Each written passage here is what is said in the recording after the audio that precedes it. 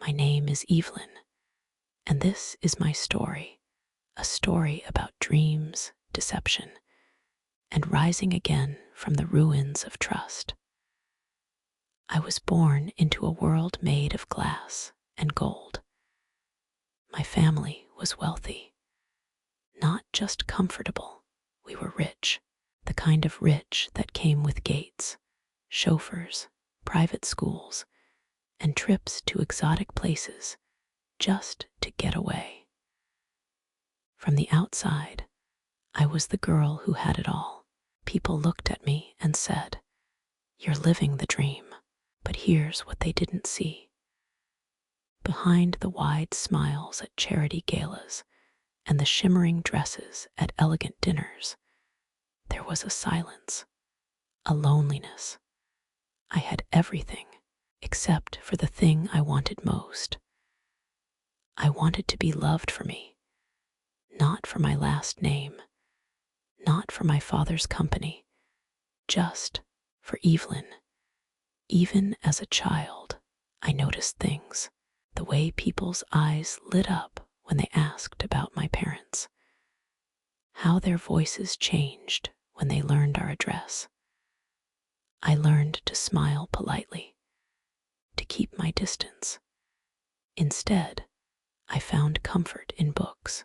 Stories, unlike people, never lied to me. In books, love was honest. In books, the girl got the boy because her soul was kind. Her heart was true, not because her family could buy an island. I believed in that kind of love. I needed to. By the time I turned 24, I had lived a life most only see in magazines. But inside, I felt invisible. I didn't trust easily. I didn't open up. And then I met him. His name was Adrian. It was a soft autumn evening. My parents had taken me to a small local gallery they were funding. I remember standing quietly in front of a painting, a calm sea bathed in the pale light of a rising moon. I wasn't looking for anything, but sometimes life finds you when you're not looking. He stood beside me, tall, gentle eyes, his voice low and steady. "It's beautiful, isn't it?" I nodded. "It makes me feel peaceful." He smiled, not the kind of smile that demands attention, the kind that invites trust. We talked, not about money, not about the gallery's donors. We talked about the sea, about books, about the way silence can be comforting. And for the first time in a very long time, I felt seen. His name was Adrian. And in that moment, I let my guard down. Adrian was unlike anyone I had ever met. In a world full of handshakes, with hidden motives and conversations driven by status, he was different. He listened, truly listened. He didn't interrupt to insert stories about himself. He asked questions that made me pause, questions about my dreams, my favorite authors, what made me feel alive. We started meeting often coffee shops, walks through the park, little museums tucked away from the noise of the city. He never tried to impress me. He didn't need to. He was present. And in a world that constantly demanded attention, presence was rare. I remember the first time he looked at me, really looked, and said, "You're not just beautiful, Evelyn. You're kind. And that kind of beauty doesn't fade." My heart fluttered. It had been so long since I felt like someone saw my soul. He wasn't rich. He worked a modest job and lived in a small apartment. He told me he didn't care for money. Happiness, he said one night as we sat on a park bench, isn't about wealth. It's about peace. And I believed him. More than that, I believed in us. A year later, in the very park where we first shared a moment of quiet joy, he asked me to marry him. He knelt down, his voice shaking slightly, and said, "Evelyn, I know I don't have much, but what I do have, I give to you completely. I love you for who you are, not for where you come from, but for your heart. Will you be my wife?" I cried tears of joy, of relief. I had found it, that rare, impossible love the books spoke of. We had a beautiful wedding, flowers cascading from the ceilings, soft violins playing under golden lights. My parents, who had grown to like Adrian, spared no expense. They gifted us a house elegant, not as vast as my childhood home, but filled with potential, filled with hope. The first few weeks were a dream. Lazy mornings, coffee in bed, laughter echoing in sunlit rooms. I thought this was it, the beginning of forever.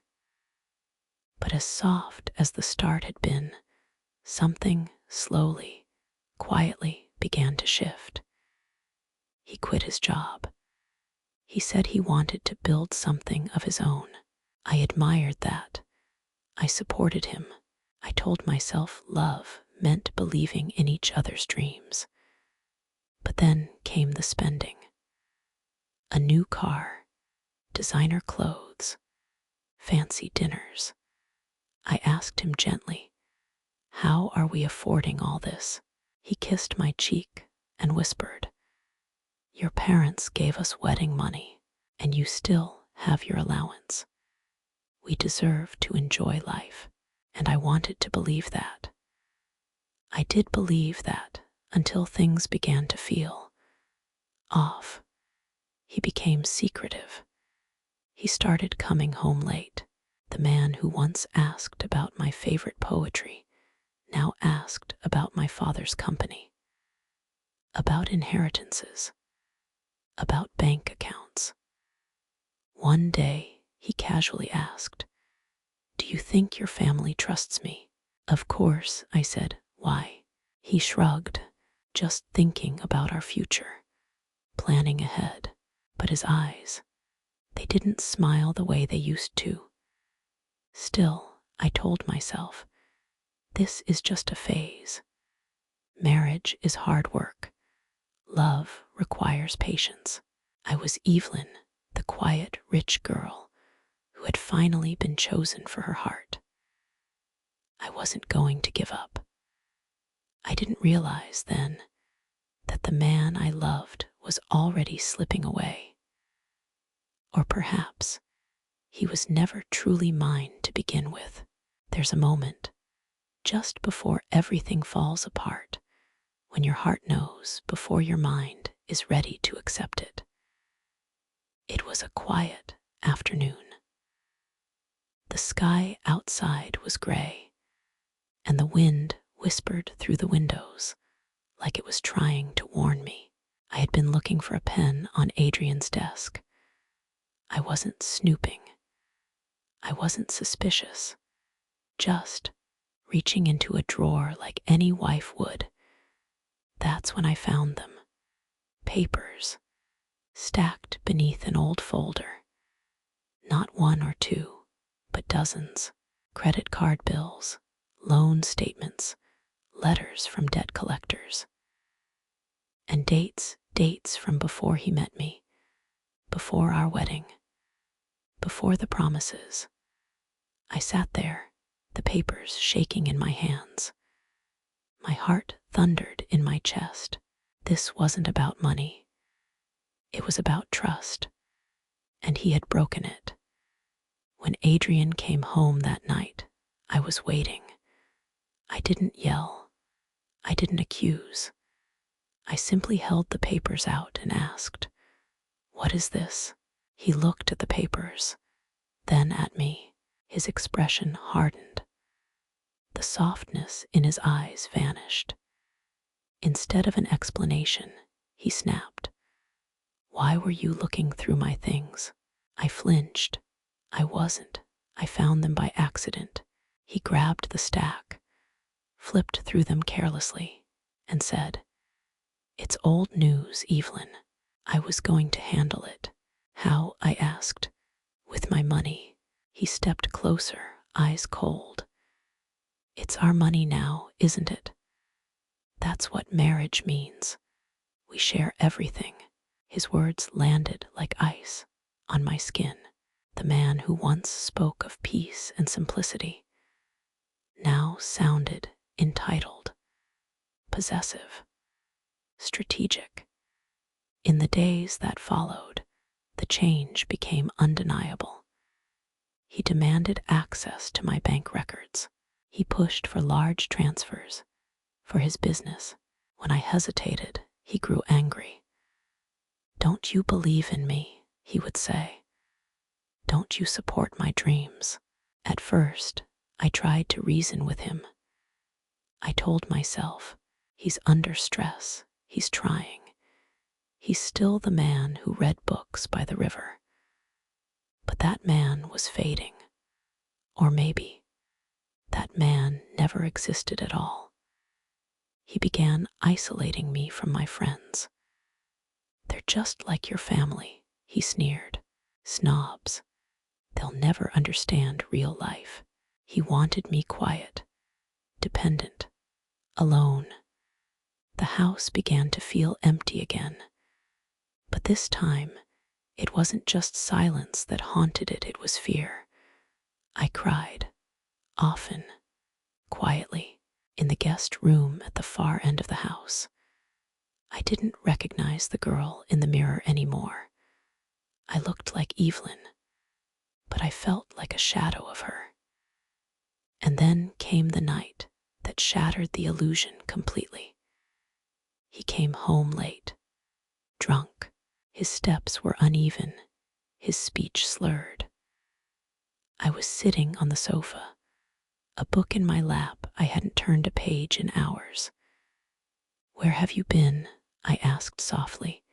He laughed, a cruel, hollow sound. "Celebrating. My deal went through." "What deal?" He shrugged. "You don't need to know the details, little rich girl. Just know that soon we'll have even more money." And then he said it, so casually, so cruelly.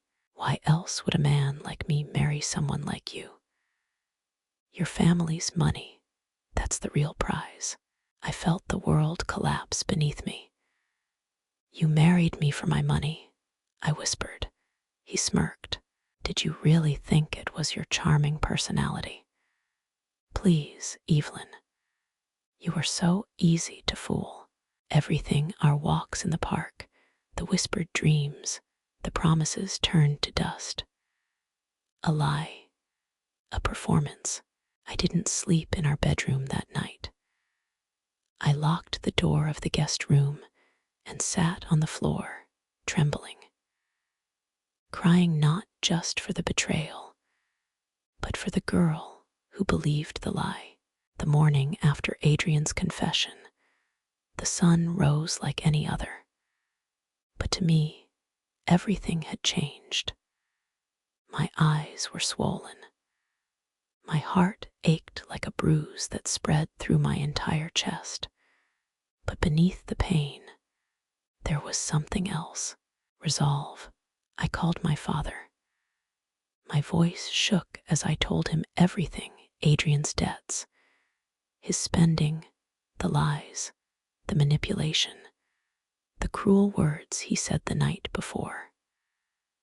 My father listened without interrupting.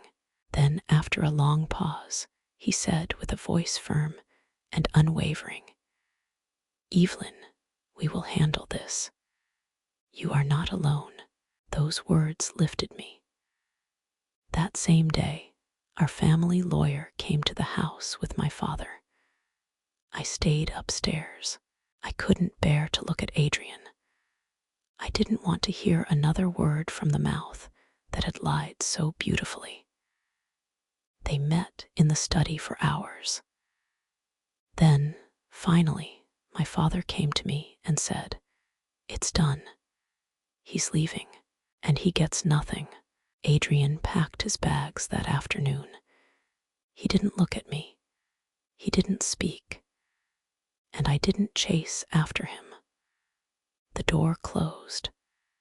And just like that, the man I had married, the man who shattered my heart, was gone. The silence that followed wasn't like before. It wasn't cold. It was calm. It was mine. The weeks that followed weren't easy. There were days I didn't want to get out of bed. Nights when I questioned everything. How could I not have seen the signs?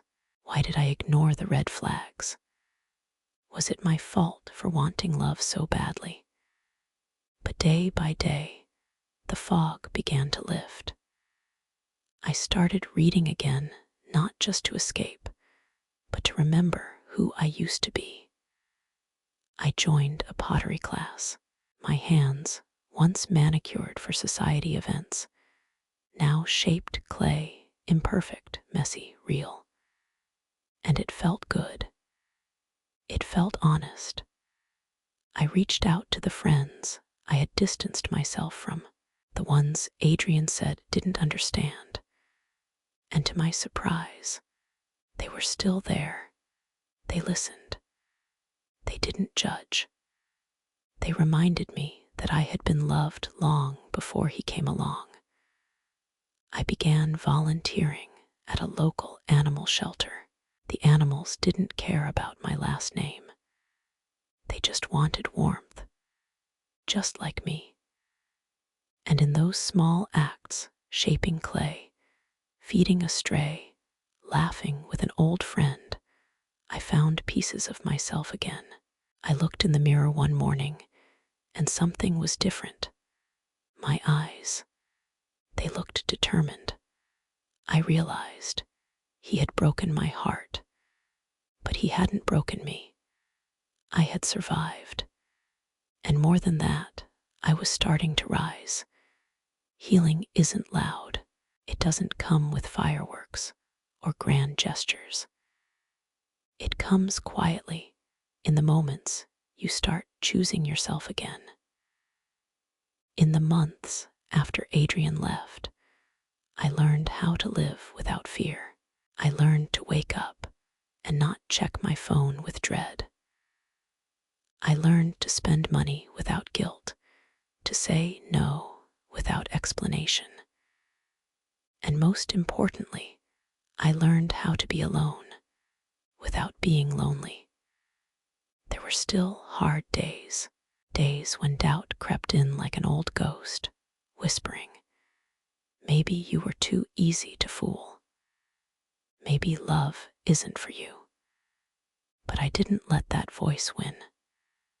Because for every lie Adrian told, I began telling myself a truth. I am kind. I am thoughtful. I am not weak for trusting. I am strong for surviving. I stopped apologizing for the life I was born into. My wealth didn't make me less worthy of love.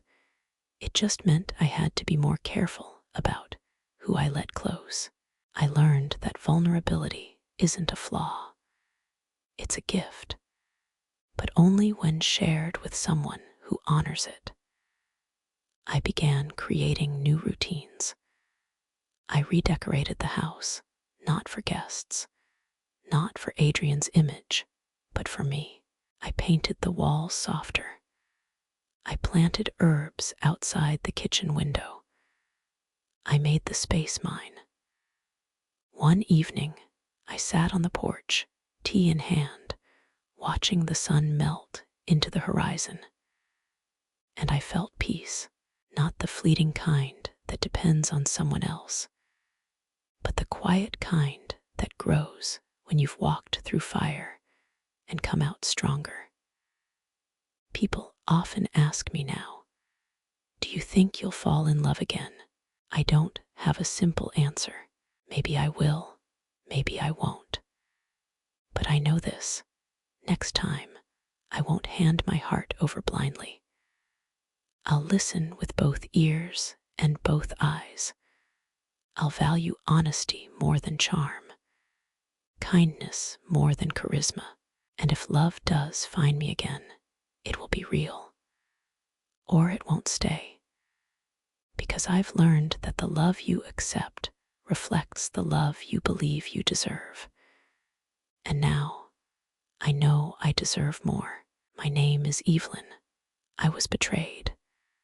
But I am not broken. I am healing. I am whole. And I am finally living a life that is mine. And if you are listening to this, if you've ever been hurt, lied to, used, or made to feel small, let me tell you something. You are not your heartbreak. You are not what someone else failed to see in you. You are not the mistake you made by trusting too quickly. You are more. You are worthy. You are strong.